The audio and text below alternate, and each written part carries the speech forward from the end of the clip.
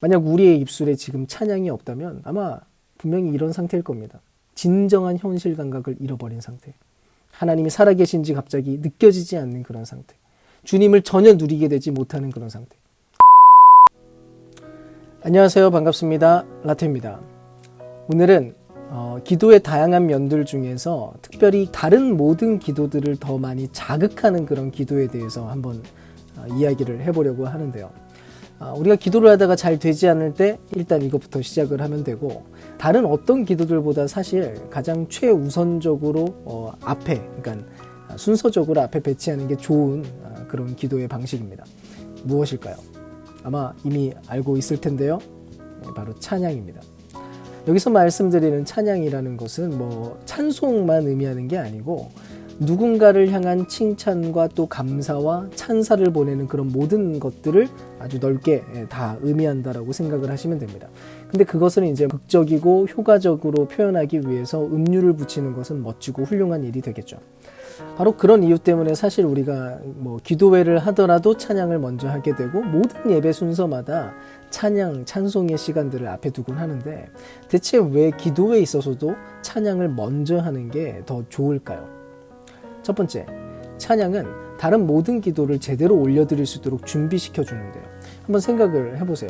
우리는 결국 기도를 통해서 각종 고백과 간구를 하나님께 하게 될 겁니다. 찬양이 앞에 나오기는 하지만 본격적으로 들어가서는 결국 대화를 나누고 고백하고 기도를 하게 된다는 거죠. 근데 그런 일들은 늘 마음과 관계되어 있어요. 늘 말하는 것처럼 기도는 인격적인 관계잖아요. 마음과 관계가 충분하게 준비되어 있어야만 온전한 모양으로 기도가 진행될 수 있습니다. 그러니까 가령 예를 들어서 누군가와 단둘이서 대화를 하는데 둘 간에 너무 딱딱하거나 감정적인 어떤 동요나 어떤 스파크도 없이 둘이 오랫동안 대화하는 것 자체가 사실 쉽지 않고, 그것 자체가 어쩌면 곤욕이 될 수도 있습니다. 그런 면에서 우리가 찬양을 한다는 것은 우리의 마음속에 하나님의 위엄을 깨닫게 만들고, 주님을 떠나서는 살 수가 없다는 것을 문득 깨닫게 되는 일들이 우리 안에 먼저 벌어져야 된다는 것입니다. 찬양을 통해서 우리의 마음에 그런 정서가 충만하게 되면 굳이 누가 시키지 않아도 하나님 앞에 자기의 얘기를 고백하게 되고요. 또 해야 될 말들을 하나하나 아르기 시작하게 되는 것입니다. 진정한 경외감과 사랑의 마음을 가지고 말이죠. 두 번째, 찬양은 우리 안에 있는 해로운 것들을 바로잡고 내면을 건강하게 유지하게 하는데 굉장히 유용하기 때문에 찬양을 먼저 하는 게 좋습니다. 이 부분에 있어서는 제가 C.S. 루이스의 시편 사색을 빼놓고 이야기할 수가 없는데요. 하여간 찬양을 다룬 근현대 논문 중에 가장 영향력 있는 그런 책이라고 생각을 하시면 됩니다. 아무튼 루이스가 그 책에서 여러 시편들을 볼 때마다 마음에 뭔가 거리끼는 게 있었다고 해요. 고민되는 게 있었던 거죠. 대체 왜 하나님은 그의 백성들에게 그렇게나 자주 찬양하도록 요구하고 계시는가? 이게 궁금했어요. 그러니까 뭔가가 석연치 않았다는 거죠. 간단히 말해서 이거를 이제 하나님 말고 다른 누군가를 떠올려서 생각을 해보면 이해가 좀 쉽습니다. 어떤 사람이 자기 스스로에 대해서 내가 대단하다라고 얘기를 하고, 내가 똑똑하고 내가 사랑스럽다라고 주장을 하는 거예요. 그 누군가가. 근데 그 사람이 그렇기만 하고 끝나는 게 아니라 끊임없이 다른 이들에게 그런 면들을 확인하고 싶어 하고 있는 거예요. 자, 내 주변에 그런 사람이 있다고 칩시다. 좋아할 만한 사람이 누가 있겠어요? 생각만 해도 그런 사람들은 가까이 하기 싫고 좀 역겨운 면들이 있죠. 그런데 성경에 등장하는 하나님과 찬양에 대한 여러 진술들, 이야기들을 우리가 대할 때마다 뭔가 그런 느낌이 든다는 거예요. 하나님이 말하기를 나는 선하다, 나는 위대하다, 그리고 너희들은 나에게 그렇게 말했으면 좋겠다, 나에게 그렇게 말해줘. 하나님 자꾸 그러고 있다는 거예요. 그래서 이 불편한 느낌과 석연치 않은 부분을 가지고 루이스가 곰곰이 살피기 시작했어요. 예를 들어서 그림을 보거나 노래를 부르거나 혹은 책을 읽거나 할 때 사람들이 거기에다 대고 와 멋지다, 너무 좋다 이렇게 이야기를 한다면 거기에는 대체 무슨 뜻이 들어있는 걸까 하면서 고민을 해봤다는 거죠. 그리고 결국 루이스가 이런 생각을 하게 이릅니다. 혹시 그런 대상들을 칭송하고 존중하는 그런 행위가 사실은 아주 당연한 것이고, 만약 그런 방식으로 하지 않으면 무언가 멋진 것들을 잃어버리게 되는 것은 아닐까 하는 생각을 했다는 거예요. 루이스는 결국 그 생각 끝에 이런 결론을 내리게 됩니다. 하나님이 세상에 그 어떤 아름답고 훌륭한 것보다 훨씬 감탄과 칭찬을 받아야 마땅한 분이라면 우리가 주님께 드리는 찬양과 경배는 그저 우리가 죽지 않고 깨어있다는 것 혹은 현실 세계를 제대로 인식하고 있다는 사실을 반증하고 있는 것뿐이다 라고 말이죠. 만약 현재 찬양을 드리지 않고 있는 사람이 있다고 한다면 그 사람은 현재 눈이 보이지 않거나 심각한 중증 장애를 앓고 있는 사람이라고 이야기를 하는 것입니다. 그리고 루이스는 그보다 한 단계 더 나아가는데, 우리가 살면서 너무 대단하다 싶고 또 너무 뛰어나다는 생각이 들게 되면은 갑자기 본능적으로 갖게 되는 그런 태도가 하나 있습니다. 이게 무엇입니까? 누군가에게 알리고 싶어지는 거예요. 호들갑을 막 떨게 되고 막 소리치게 되고 누군가에게 이걸 알리고 싶어서 안달이 나게 됩니다. 그래서 막 인스타에 올리고 여기저기 막 떠들어대는 거죠. 핸드폰 써봤어? 그 가게 가봤어? 거기 횟집 먹어봤어? 그 고기 먹어봤어? 야, 장난 아니야. 루이스는 책에다가 이렇게 쓰고 있어요. 본래 인간은 즐거워하는 대상에 찬사를 보내는 것을 좋아한다. 연인들이 서로에게 예쁘다고 멋지다고 끝도 없이 계속하는 것은 그저 의례 인사가 아니다. 기쁨은 표현으로 완성된다.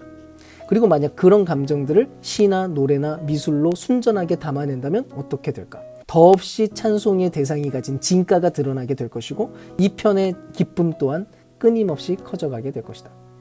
우리는 그분이 우리를 향해서 넘치도록 사랑하고 계실 뿐만 아니라 한없이 위대하다는 것을 머리로만 아는데 그치면 곤란한 것입니다. 왜 그렇습니까? 우리가 믿는 하나님은 그저 추상적인 존재가 아니니까요. 만약 그분의 사랑이 그저 관념 안에만 존재하는 것에 불과하다면 우리는 인생 안에서 실제로는 아무런 위로도 얻지 못하고 힘도 얻지 못하게 될 거예요. 하지만 우리가 기도를 매개체로 삼을 때 살아계신 하나님이 우리의 피부로 와닿는 일들이 벌어지게 되는 것입니다. 어쨌든 단지 추상적인 지식을 넘어서 삶을 변화시키려면 결국 이런 사실들에 대해서 하나님을 찬양하고 다른 이들에게도 그 기쁨을 이야기하는 그런 일들이 일어나야 돼요. 사실은 굳이 성경 안에서만 그런 원리를 찾아낼 수 있는 것은 아닙니다. 원래 세상 안에서도 겸손하고 도량이 넓은 사람들은 다른 이들을 향해서 잘 칭찬해요. 누가 뭐 잘하고 뛰어난 행동들을 했을 때 너그럽고 넓은 마음을 가진 사람들은 얼마든지 그 사람들에게 칭찬할 수 있습니다.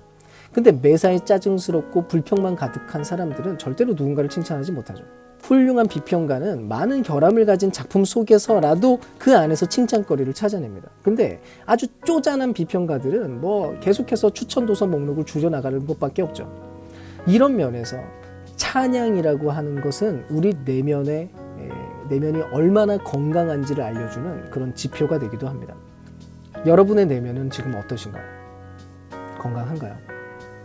세 번째, 그런 면에서 내면적으로 우리가 한 가지 살펴야 될 것이 있는데요. 찬양과 감사가 하나로 연결되어 있다는 사실 속에 있습니다. 굳이 구분하자면 하나님의 성품을 칭찬하는 게 찬양이고 하나님이 하신 일에 대해서 칭찬하는 게 그게 이제 감사라고 얘기를 하면 될 것 같아요.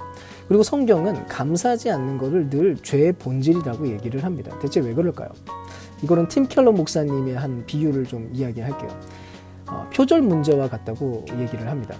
왜 표절이 문제가 되나요?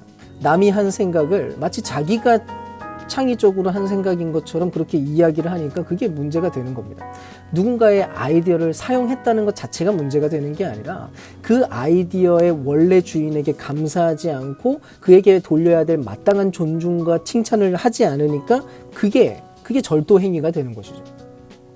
그래서 제대로 각주를 달고 누구의 이야기인지를 표시하는 게 그게 학자들의 바른 태도가 됩니다. 마찬가지로 감사가 딱 그와 같습니다.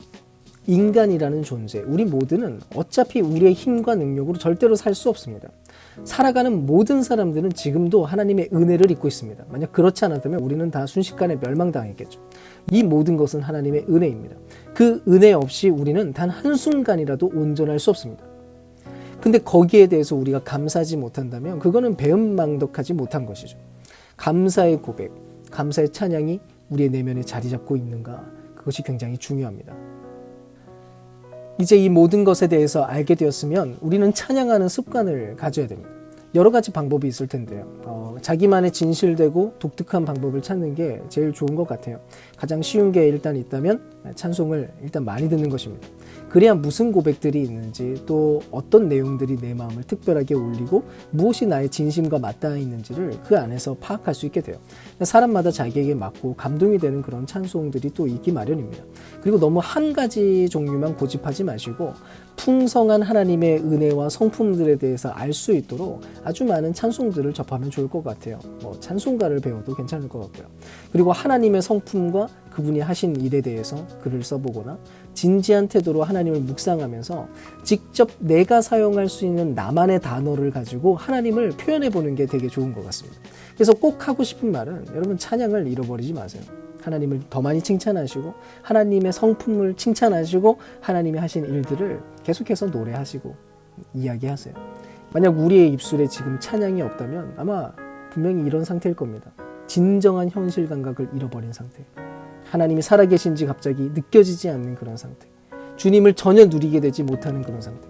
하지만 찬양을 회복하게 되면 진짜 현실 감각을 깨닫게 될 것이고 주님을 누리는 일이 벌어지게 될 것입니다. 요즘 무슨 찬양이 마음에 꽂히셨나요? 또 어떻게 하나님을 지금 찬양하고 계십니까?